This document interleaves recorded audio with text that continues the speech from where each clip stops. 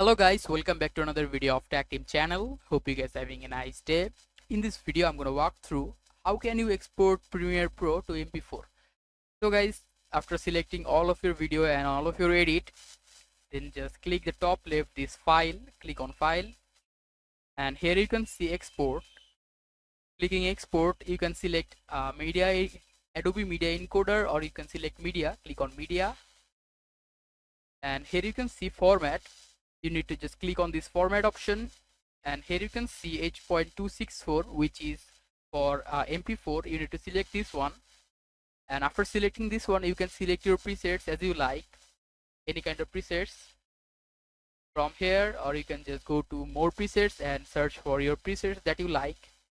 I'm selecting this one, 4K. Then after that, in the bottom right side here you can see export. You need to just click on this export, and by clicking this you can just export Premiere Pro to mp4.